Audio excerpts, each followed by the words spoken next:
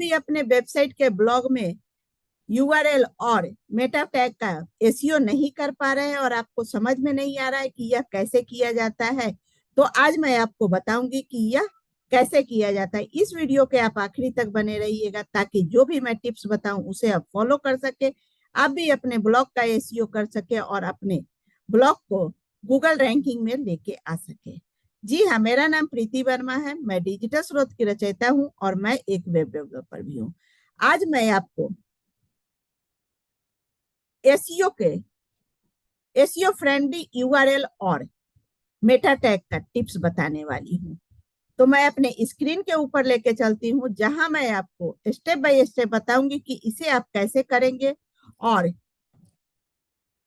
इससे किन किन बातों को आपको ध्यान में रखना पड़ेगा।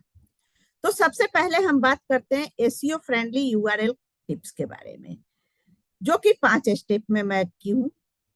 पहला, बी क्लियर एंड डिस्ट्रैक्टिव। आपका जो यूआरएल होना चाहिए वो बहुत ही क्लियर और क्रिस्प होना चाहिए, जो कि आप बहुत आसानी से उसे पढ़ पाए।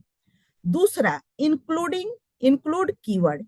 कीवर्ड जो होना चाहिए वह आपका जो ब्लॉग है उस ब्लॉग का कीवर्ड जो लीजिए आप। जैसे कि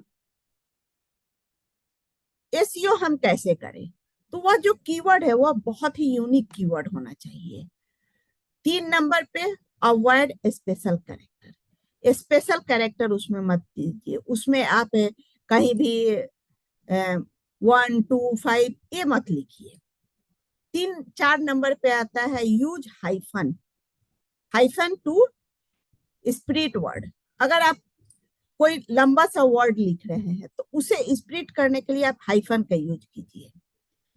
और 5 नंबर पे, लिमिट सब फोल्डर। आपका जो यूआरएल है वह बहुत ही लिमिटेड होना चाहिए ताकि लोगों को ध्यान में रहे।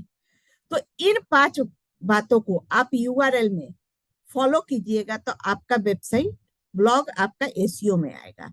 अब बात आता है मेटा टैग का टिप्स, कि मेटा टैग में हमें किन बातों का ध्यान में रखना होगा। तो मेटा टैग में भी हमें ये 5 टिप्स है जिसे हमें ध्यान में रखना होगा। पहला टिप्स है हमारा मेटा टैग, जो कि हमारे मेटा टैग का जो हमारा यूआरएल है वह हमारे मेटा टैग में भी होना चाहिए। 2 नंबर पे आता है engaging Meta description. Meta description ऐसा होना चाहिए जो हमारे वेबसाइट जो हमारे ब्लॉग में है वह उसमें से जो भी हमारा इंपॉर्टेंट है उसे हम मेटा डिस्क्रिप्शन में रखेंगे। नेचुरल कीवर्ड यूज कीजिए, ये नहीं कि 10 तरह का कीवर्ड हम ले लिए और उसे यूज कर रहे हैं, नहीं। हमें कीवर्ड वही लेना है जो हमारे ब्लॉग से या फिर हमारे वेबसाइट से रिलेटेड है।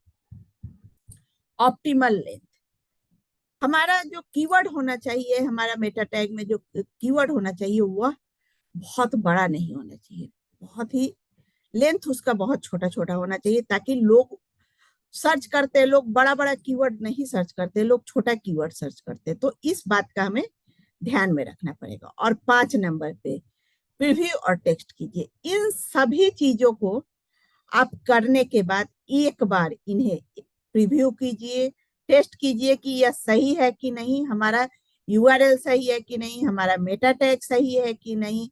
जब आप इन 10 चीजों को, जब इन दोनों को आप अच्छे से कर पाएंगे तो आपका वेबसाइट ब्लॉग एसईओ में आएगा, आपका गूगल में रैंकिंग में आएगा और आप उससे पैसे भी कमा सकते हैं, आपका वेबसाइट मोनेटाइज हो जाएगा।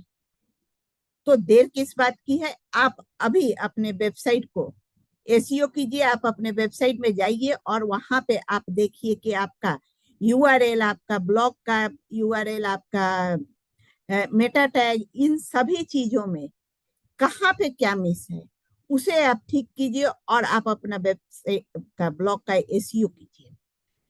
अगर आप मुझसे वेबसाइट बनवाना चाहते हैं या सीखना चाहते हैं तो नीचे दिए गए लिंक पे क्लिक कीजिए और मुझसे संपर्क कीजिए। अगर आपको यह वीडियो यूजफुल लगा तो कमेंट में जरूर बताइएगा। अभी तक आपने मेरे चैनल को सब्सक्राइब नहीं किया है तो सब्सक्राइब कीजिए, लाइक कीजिए, शेयर कीजिए, ताकि जो लोग इसके बारे में नहीं जानते हैं वह भी जान सके और इसका बेनिफिट उठा सके। अगर आप मुझसे बनवाना चाहते हैं या सीखना चाहते हैं तो नीचे दिए गए लिंक पे क्लिक कीजिए और मुझसे कांटेक्ट कीजिए। मिलती हूँ आपसे नेक्स्ट वीडियो में, तब तक के लिए बाय, थैंक यू।